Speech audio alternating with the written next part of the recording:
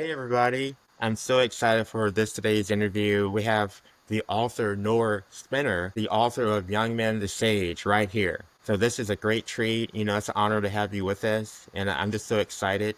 I read the book, everybody, and it's amazing. I think it's definitely pulling together so many aspects of these supernatural and spiritual worlds that it really spoke to me, in a lot of ways, kind of made me think about things I haven't thought about forever. And some things are just new.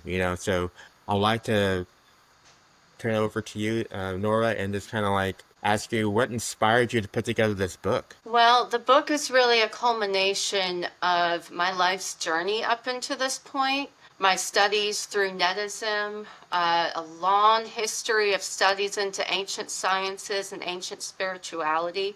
The actual inspiration of the book came in just an instant.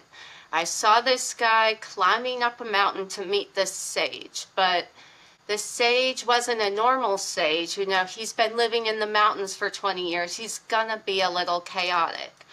So it started with that, and the conversation kept going, and it turned from a short story into a novel pretty quickly. Wow. Yeah, it was so natural, so I definitely can see that. You say like a lot of it came through Netism, which I can definitely see, which was beautiful. What would you say brought you to Netism? Well, Netism really found me. You have to understand what Netism is. It's a very ancient spirituality. Netism is a new word for a very ancient wisdom. It goes back to the ages of Kemet, pre-ancient Egypt. It goes through Indian philosophy, native indigenous spiritualities, and it's something that I've been chasing my entire life. I always kind of wondered what's just behind the veil? What's the unseen energies, forces that are working around us? What's that impulse of inspiration that I get? How do I define that?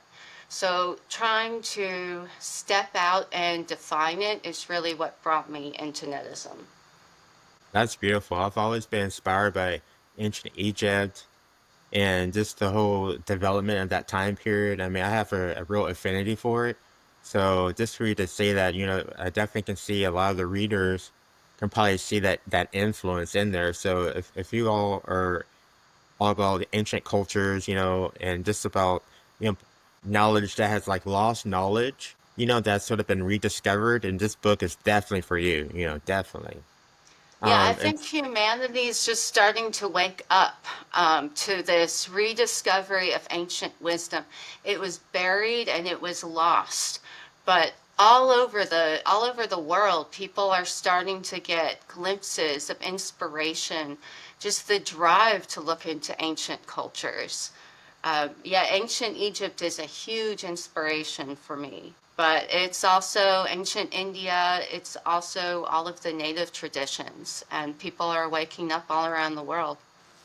uh, without giving too much away from the book, just in terms of this essence, there's definitely like a familiarity to terms of a path. Like some people try to start on this path and you almost have to make a decision, like once you're on the path of really dedicating yourself for knowledge, the pursuit of knowledge, there's definitely going to be a change in some people. What is it? Actor Peter Dinklage. I love Peter Dinklage. And he was saying that sometimes when you're successful, you lose friends. Sometimes the friends that stay are the people that are really supportive of you and want you to excel, and the friends that were just in it because you were at that level at the time, and once you start surpassing that level, they feel like sort of awkward, or out of place. So I think just me speaking personally, I've had experiences of the pursuit of knowledge and things that actually matter and in my life, and I had to let unfortunately some friends go because they just were going against the grain and causing trouble, like trying to pull me back. It's like, no, I want to move forward. So the friends that really were loyal and wanted me to sort of go to a better direction were the ones that actually stayed. Do you feel? I know that's sort of an unusual question, but do you feel in terms of the book that kind of is portrayed some. So to awaken is to become incompatible with your former self. Now, Leolus comes to a big decision when he gets to the top of the mountain. He is a politician, a begrudging politician, but he's a politician. And he just got elected to office.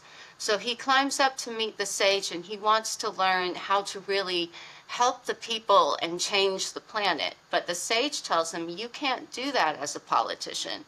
Not only can't you do that, I won't teach you if you're going to be a politician. You have to give all of that up and you have to live by the words that I teach and live by this philosophy.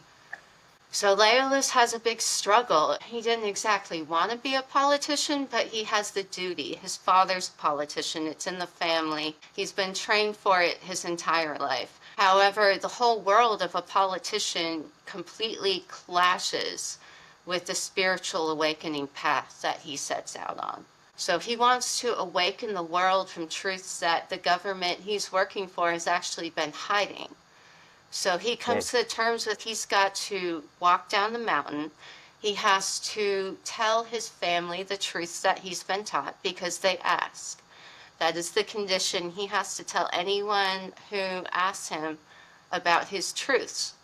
He can't hide them, and that will destroy his reputation. Now, Wow. everybody else's case may not be that severe, but we have to look at our life now and we have to look at, are we willing to sacrifice parts of this, parts of the people who aren't willing to walk with us forward, to move forward ourselves? Exactly. That's quite profound, and it's so true. It's something that I didn't see much in terms of other books, that's not brought up a lot, in terms of that decision, like, and sort of the sacrifices that had to be put in motion in order to get ahead and drew a true path, what's good and best for that person, Um, like for example, my father, when he was alive, he was a doctor, and my father's father was a doctor, and I became an artist. And so I could have just kept doing that cycle, and there's nothing wrong with medicine. I think medicine's a beautiful thing. It just wasn't for me. And so to kind of see that sort of that decision in the book, where he's kind of had a similar thing where things were passed on, and he has to sort of make that decision for himself. And I thought that was cool. I actually connected a lot to that. There's so many aspects of this book where I know it was technically fiction, but it felt so real. Like if like you were so descriptive. Can you tell me some of your inspirations in terms of other authors that you grew up with that maybe inspired your writing style, or I mean, how did that come about? Absolutely. So, some of my biggest influences, there's the ancient ones, Plato, Stoic philosophy, and then as far as more recent writers, I love Kurt Vonnegut. He's got that kind of humor interlaced in his writing. He pokes fun at the multiverse. So it's a culmination of these ancient philosophies with this different kind of style of modern writing blended as one. One thing that was sort of ambiguous, and I was sort of impressed with, is that you don't really know the exact time period in the book. Like, it's almost like you can see different elements of different time periods sort of woven into there, but it's very ambiguous and it's sort of mysterious for that. And that was sort of like parallel to one of my favorite movie is Dark City, and director Alex Proyas, and you can't see the exact time period in that movie either, because there's different ones like influencing each other, sort of like rose together. So I thought that was a great nuance. Like it was very subtle, but it was very sophisticated. So I just want to say that I noticed that. Thank you. So, as far as the time period of the book, I did want to keep it kind of vague, but it is a precursor for the second book, which is set in modern times, and Okay. it's set the world is dying. The pollution, all of the abuse of the energy, burning the fossil fuels, and a physicist, a young physicist, climbs the mountain to learn the secrets for alternative energy. So Wow. that book is set 50 years in the future from the young man and the sage. So you can say they mention electricity, there is a little bit of modern elements in that book, but I kind of wanted to keep it outside of the constructs of the modern world, more focused on Leolis's mind. Wow. That's very cool. Thank you for that glimpse in the second book. I've been really curious. Thank you for that little glimpse in the second book. I was really curious, because it definitely has this momentum, and so knowing that it continues is, was very inspiring. Because it's sort of like once you kind of connect with these characters, you don't want their world to go away. So it's kind of nice to know that it continues in some way or another. First finished The Young Man and the Sage, I thought it was going to be a complete work, Oh. not a trilogy. I didn't think I was going to build one after that. But within about a period of 6 months after completing it, I had another insight. And with that insight came the insight for actually two more books. So I'm about halfway, maybe three-quarters of the way through writing the second. But I've got some other projects to do before that time. But it's been a really fun journey to write both The Young Man and the Sage and the one that comes after it. I definitely had to ask these two questions and sort of go together. Would you say that the book, um, as a reader, like someone that's curious about Netism, could read the book, sort of get inspired by how it sort of connects with that world, and also how would you define Netism in your own words? So Netism, to define that, it is a philosophy and way of life that embodies the deep understanding of the interconnectedness of all things. All spirits are one. Through a unified system, we are just different expressions of the whole. So to embody the spirit of Netism is to embrace the spirit of community, unity, balance, and hopefully that shines through the book. The book is meant to be kind of an introduction. It's meant to spark questions. It's not supposed to tell you what to believe. It's supposed to show you different ways to think.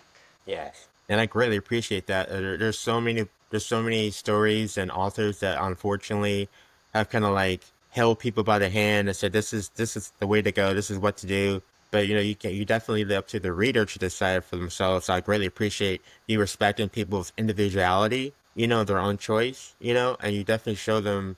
I wish there's so much for which I wanted to say, but I'm trying to give away parts of the book.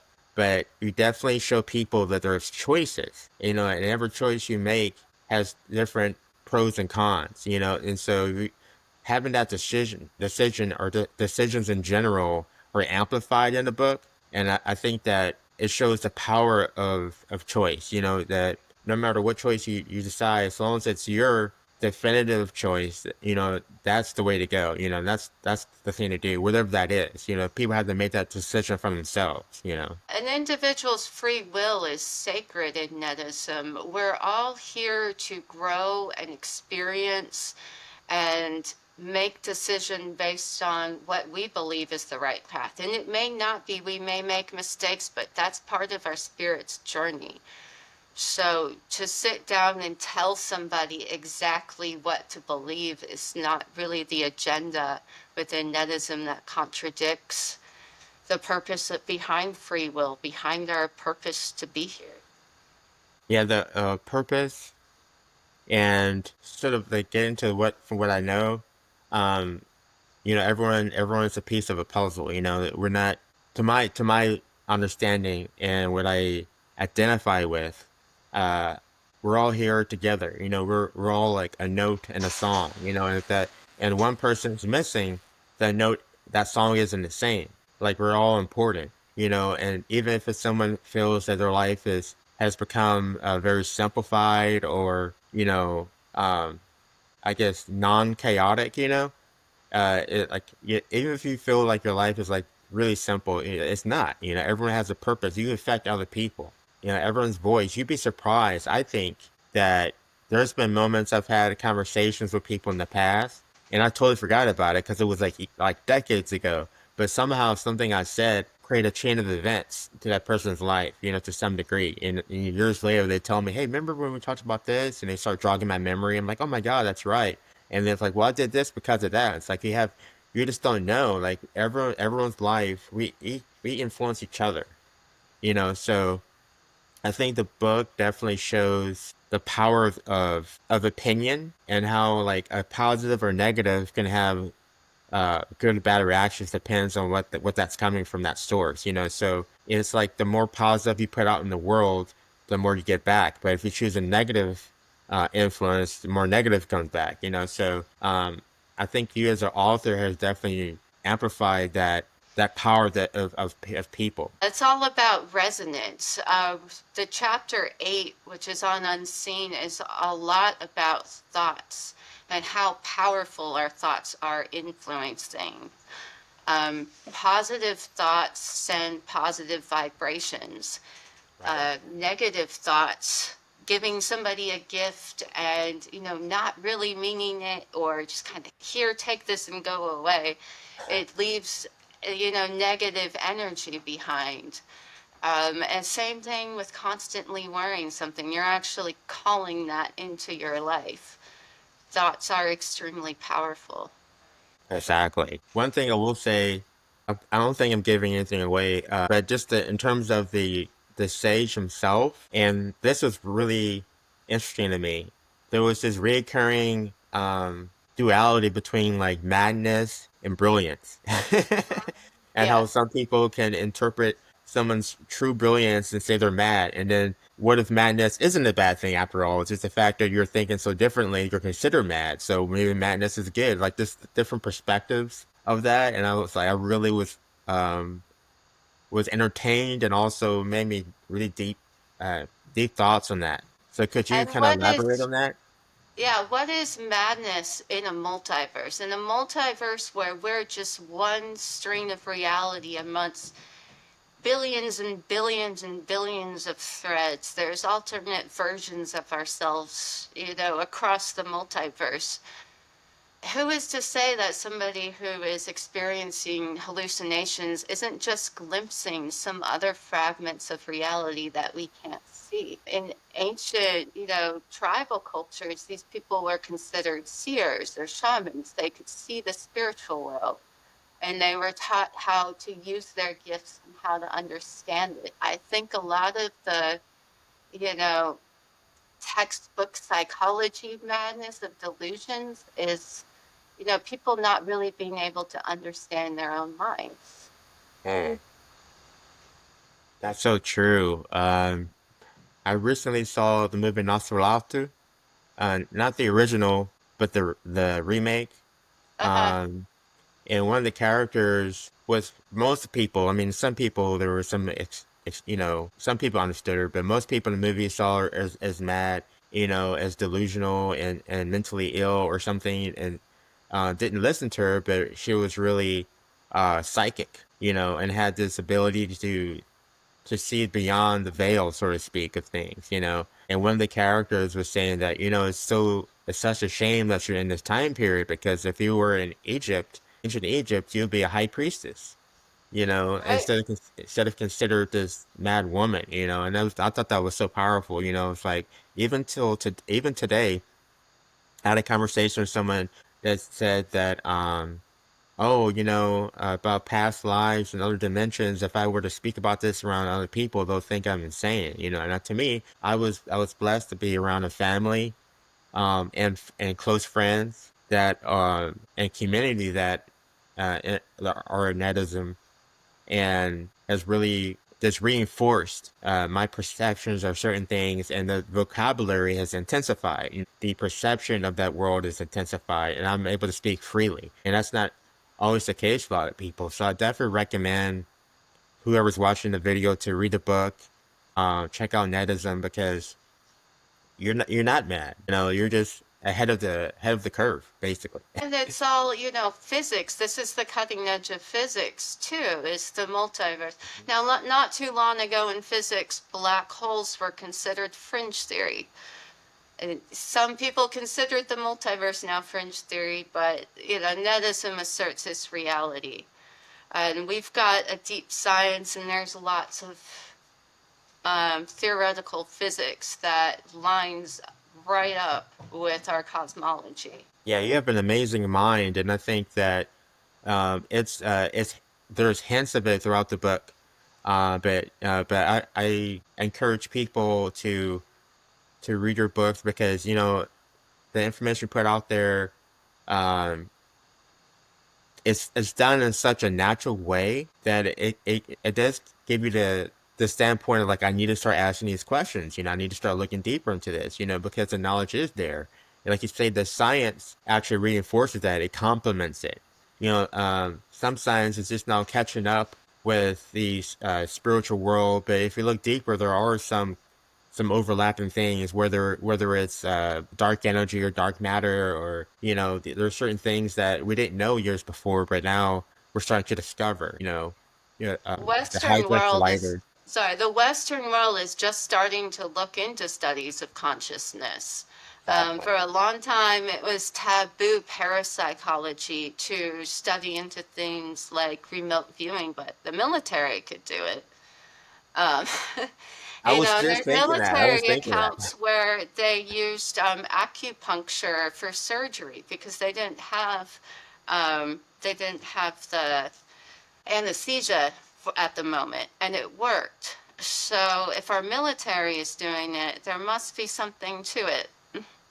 Yeah, that's so strange. The second you said that, I was thinking that, about the remote viewing, because that's a real thing. And I've watched documentaries and read books about it. And, I've done little experiments myself just to kind of test that. And for me, that I had, some positive reactions with that. I was really surprised. And remote viewing to me is a real thing, and to a lot of other people. And like you say, if the military invest millions of dollars into that research and application, not just like research, but apply that to military operations, to try to discover people's, um, you know, decisions or points of interest, on a map or something like that, using remote viewing. It's just that it's really impressive. I'm sure there's a lot of it that they're not talking about because it's their own, studies and research, but just the little we know that became public about remote viewing to the military, I think that's impressive that they sectioned that off and invested into that. So yeah, if those who are watching don't know that, yeah, that's a real thing, and the military has invested into that. Especially in the past. So who knows what's happening now? Yeah, well, I watched a lecture series by Dr. Stephen Greer, which describes the science of remote viewing. And if you're able to dream, and just about every human being is capable of that, you have the capability to remote view. It's just a matter of learning how to do it. Definitely. And there's all kinds of tricks to sort of become uh, a master of lucid dreams. Like one I read and I actually tried it myself is just look at your hands in dreams. If you can remember to at least look at your hands, that connection to your hand, because that's such a vital part or extension of yourself. So once you see that, you're like, oh, me. What is me? Well, I'm me. What is this? Where am I at? It starts to get you to asking these questions. You start figuring out that you're dreaming. And there's so many dreams where I'm flying or floating, and because I had memories of other dreams of how to fly and float, or you start picking up abilities, and then you can start doing so many wonderful things. So dreaming, I think, is a window uh, to more things. So I highly support that, what you said. Yeah, dreaming is a huge window. We're definitely going to end up with some more writings on that, perhaps in the Netism book that's going to be coming out as to the science of that. But yes, going to dream with an intention and keeping a dream journal are two very important aspects of working through dreams. Did both books come out at the same time? No, so the Netism book is still being edited right now. That's probably going to come out about the time of the winter solstice. Okay.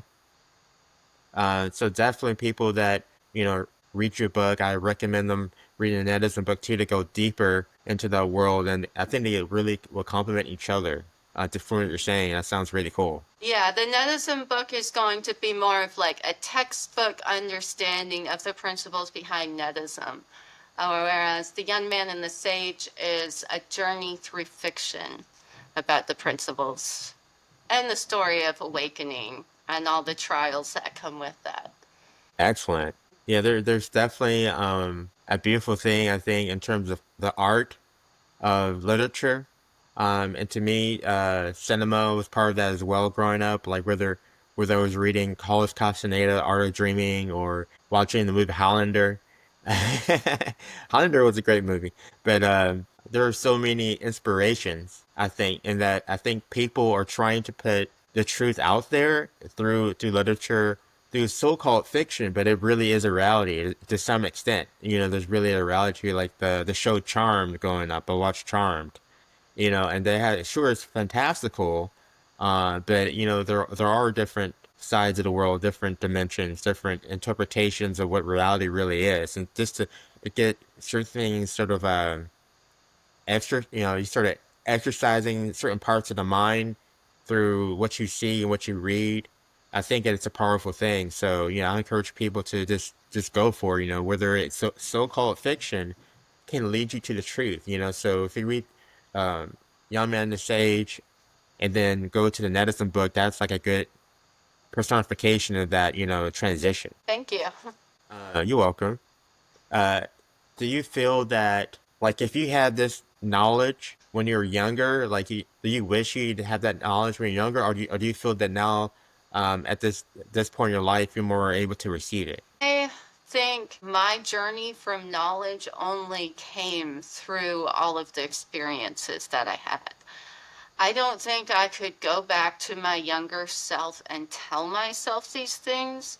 I think I had to live through all of my trials, overcome these obstacles, do the hard work to surmount it to get to where I am today. And I've still got a long way to go, but you can't just read and embody truths. You have to live and experience them as well. That's true. That's true. So people that are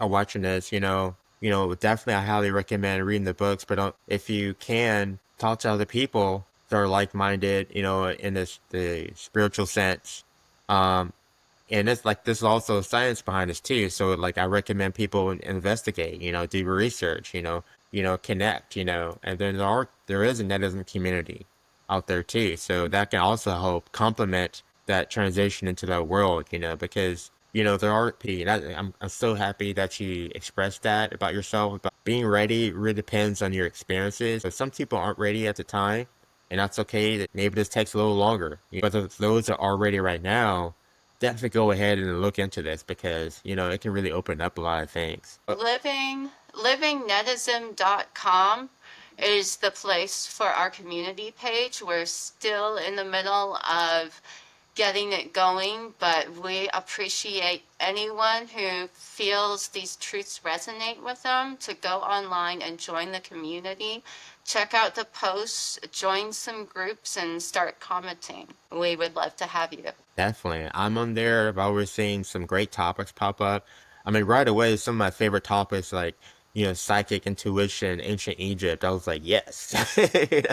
And these are things that it was like I knew I was missing it, but I didn't realize how much I was missing until I knew that it was available. I was like, oh my God, I've been starving for this, So I definitely recommend people to just jump on and start talking to other people because, to have social media is a great thing, but it's kind of scattered, like not really structured. So this is actually a place where you know kind of what to expect. You know that people there for the same things or same interests that you're into. So it really does gain much more momentum. Yeah, it's all about sharing of information. It's an information-based platform. I've got lots of articles posted, and then we open up the question to the community, like talk about your past life memories or talk about your most recent dreams. Talk about balancing the different energy centers. There's also lots of posts that come up for stuff that's not published yet, but will be one day, Oh, that's or cool. some stuff like alchemical stuff that may never make it to the books, but it's still great information. Wow, so that's definitely an incentive for people to sort of get in there because if you're already a fan of the books, there's only so much you can write in one book at a time. So if there's extra information on living netism, then that's great. Because then you can kind of have more of a well-rounded viewpoint, I think, and I think that's great for knowledge. When I was younger, there was nothing like this. I had to scurry about in libraries and try to pick things up, and it was all books. There was no social media to the extent of this. I mean, it was. I guess I'm dating myself right there. How old I am, but but basically, but basically, Extensive amounts of research went into really all of my books. I use Scribed, which is like thousands and thousands and thousands of documents that I just comb through on all these different subjects. It's a great resource. I wish people would use the internet more for like information because it is out there. It's hard to find, but the Living Netism page as well as the Netism website and the books are really the place where all that information culminates into one spot. And as many contributors as we can get, the better it's going to grow. excellent. Yeah, and then the pursuit of knowledge. I think everyone's there, and the fact that you can make your own group and then insert your viewpoints and your history and your experiences, then other people can pick on that. I mean, so it's a well of knowledge that could be shared to each other. It's that's what's really cool. It's not so much like there's a doctrine like this is the only way to go about it. It's like no, no, no, no. Everyone is there for common interest, but the knowledge can differ. And the fact that someone has different backgrounds and different histories and different cultures, it's what like it's that's what's really putting things forward.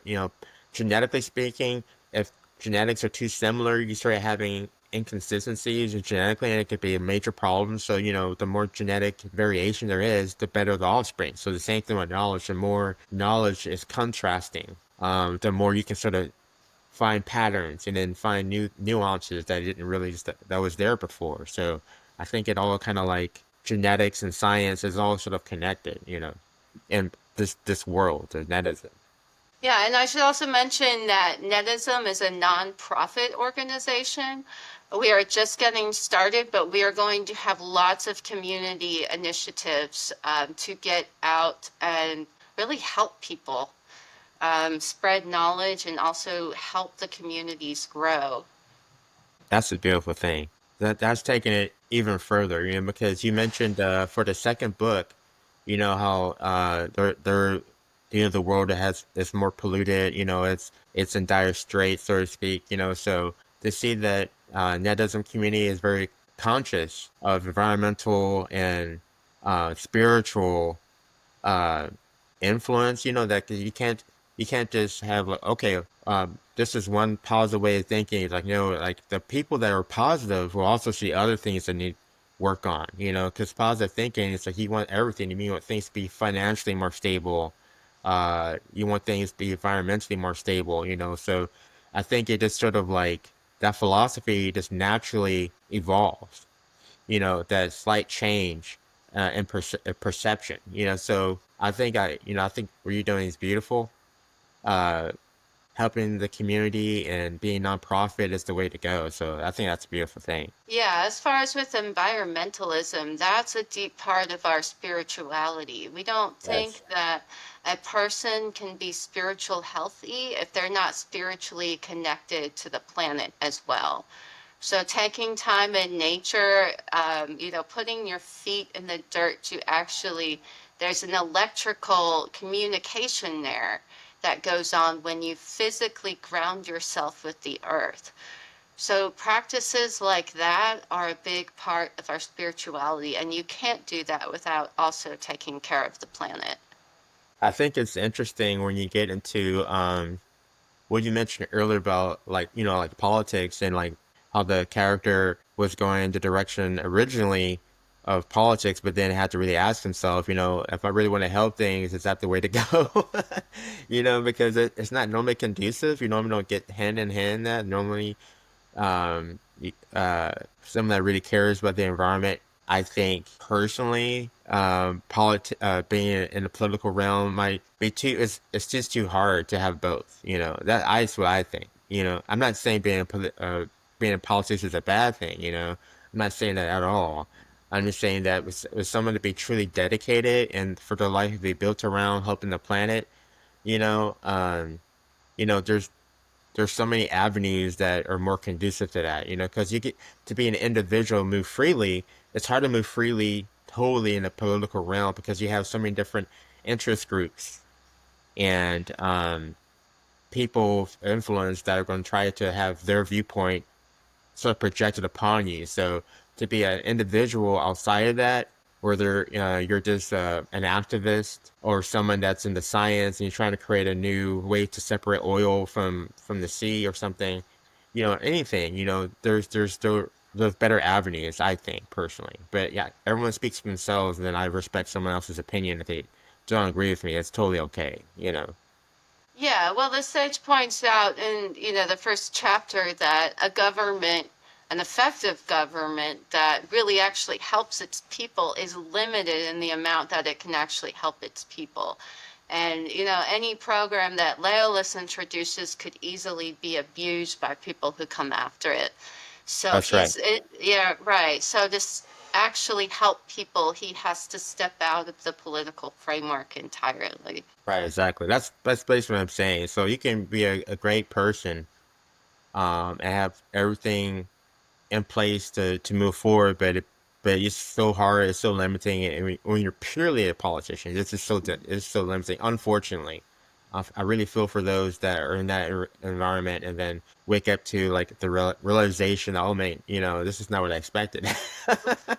you know, Trying to get any real initiative through the political framework in America now, where everything's so gridlocked, it's a nightmare. So yeah, it really I is. feel for anyone who's actually trying to change things in that realm these days. Right. And there's ways to sort of pull together without the need of that type of resource anyways. I mean, the power of social media, number one, um really gets people motivated. There was I wish they had it back then, but there was a moment, um this is before social media really took off, years ago.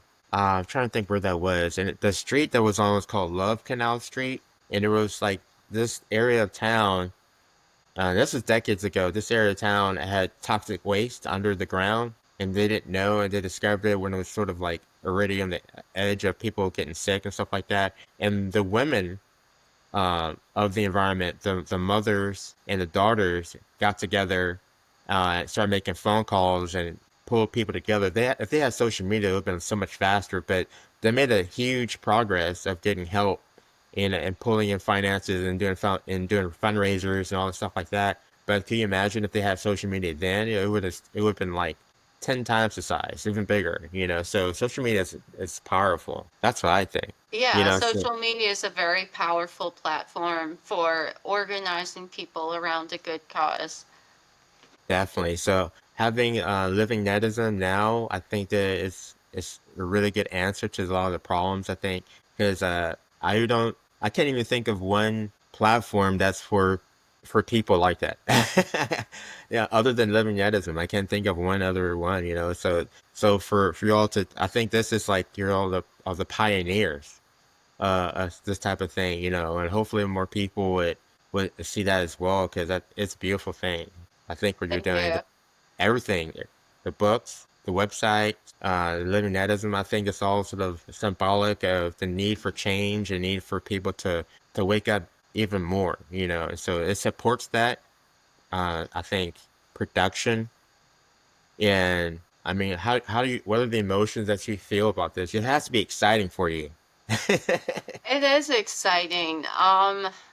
So far, since we haven't had a whole lot of people join yet, it hasn't really hit me. I think it will hit me once Once we get a lot of members and communities start to form, then it'll be really exciting to see my work actually getting out there and make a difference. That would be huge. Because I've Yeah, been sitting behind my desk for the last 2 years writing. No, I haven't been out in the world or seen any effect yet. It's just coming out now. So I'm excited for the future. wow, your dedication is very inspiring. Thank Um, you.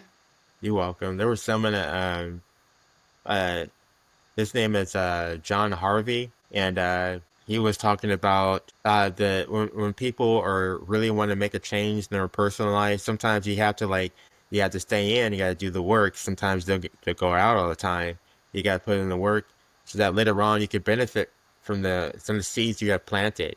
So I think now you're at a great time in your life. You're still very young. You still have a great future ahead of you, and you put the work in early.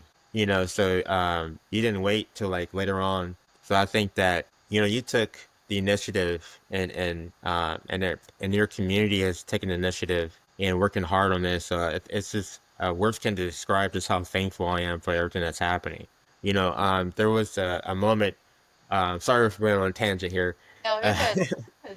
there was a moment where so everybody that, if you don't know already, some of you know already, I'm disabled. My energy, I have myasthenia gravis, is very low. I'm working probably on 10% energy of what everybody else is used to. I'm running on fumes basically.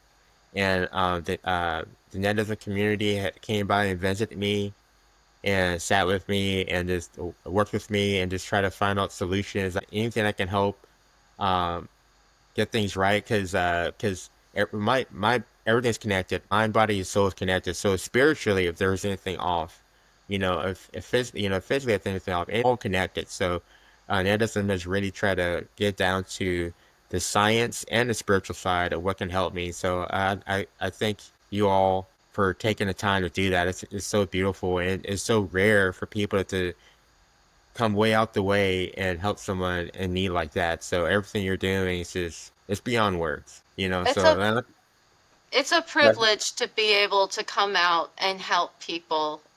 We really enjoy it. That's what Netism is all about. So yeah, it's something that all really enjoy doing. As we grow the community, the net responds. Everything is connected on an individual level and within a community level. exactly, it's sort of like, ecosystem, for lack of a better word. And, there's a balance that has to be maintained. And I think that I'm not sure how big it will be, but I'm excited seeing things grow. The bigger the better. Because there's a need, I think, for an ecosystem of community to be balanced like that. There's so much distrust and confusion and chaos out there in the world right now. The world as it is as a whole right now is so cinematic, but it's so unstable that having your book come out is really like a beautiful thing to see the contrast of that. It's like, here's something that's very pure, a very pure intent in everything you're working on. Like I said, everything, not just the book, but everything, the research, all the stuff, it has been all part of an idea that there are other alternatives. You don't have to be what's the word? We would have to just accept things as they are. There could be a better life for people, even if it's, you know, a little down the road. Better to just start soon, start now to try to have community. Humanity is definitely at a turning point within the cycles. If you go by the Yuga cycles, we're ending Kali Yuga, which is a time of darkness, and coming into Dwapara Yuga, which is the age of energy. Now, there's two more ages above that, Treta Yuga, which is the age of thought, and then the Golden Age, which is Satya Yuga. Right now, things are very chaotic, but within that transition, things are always extremely chaotic.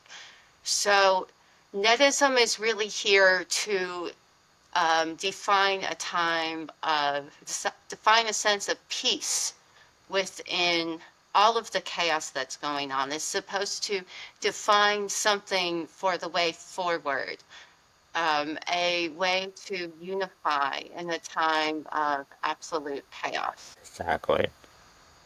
Exactly. That's perfectly said. That's perfectly said. Wow. Um, as someone in your position, as an author and a researcher, um, is there anything else you want to really convey? Like you have, this great opportunity to just sort of let people know, basically, not so much how you want things to be in the world, but what do you see as terms of the potential? Like, like if things could be a certain way, like how would you define that? I think humanity's next evolution of consciousness has to be towards unity. It has to be toward away from this sense of war and violence and connecting with one another, seeing the similarities, finding the fluidity within our own spirit, losing these rigid ideas of identity, and seeing all of the different things that everybody brings to the table as benefits rather than conflicts. Until humanity can, gain a sense of respect for one another, respect for the people on the opposite side of the world who look different, who pray different, um, where we really aren't going to be able to step into the next age of technology, the next age of conscious evolution. But it happens at the individual level. Netism has a page called the 144,000 Project, which states that there's a threshold. 144,000 people, once they reach the state of unified cosmic consciousness, they are the inspiration for others to follow. They're kind of pulling up on the net, which everyone's connected to. They are beacons within the collective consciousness that allows for people who may still be in that, you know, darkness of consciousness to start seeing light shine through. Guess that's yeah, that makes total sense because an unusual way to sort of like compare it to imagine going to uh, on social media, going to a page that has good content but has hardly any followers. You're kind of like, well, I might come back later on. Maybe they're just getting started or something. But then like when you see of them having a lot more followers, and then your friends are following them, and like the more familiar it becomes, the more willing you are to sign up to that page or something like that, or to look into what they're saying. So it's kind of true. Like the more people um, are sort of like on the same page, it's easier for more people to be on the same page, just because they see that if that many people are into it, then there's something there. So I think you're totally right. Once you have that number of people, it's probably a lot easier for other people to kind of be on board and just to be more of a community. So that makes total sense. I want to make sure people know about the pre-orders of your book. I'm sure that's going to be in the links, but was it like 25% off pre-order? It Something like is that? 35% off right now. We're running a sale. Oh, The 30. book is going to be released on the fall equinox, which is September 22nd. So right now the pre-orders are collecting to be released at that time. But there is a sale if you buy it early. Oh, that's great. And then not long after that, then it'll be the second book that comes out, the other book that complements it, Right, the then it's going to medicine. be the Netism book, and then after that, I'll be finishing up The Old Man and the Student, which is the second book of the Herald's trilogy.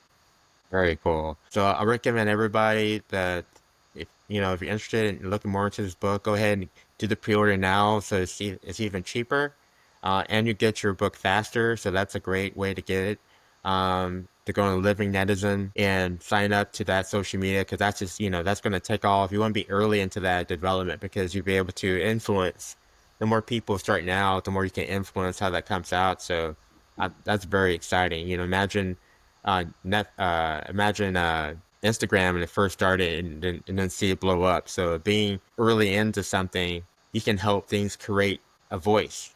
Your voice is heard, you know. So I think that's great now to start now before it's too big.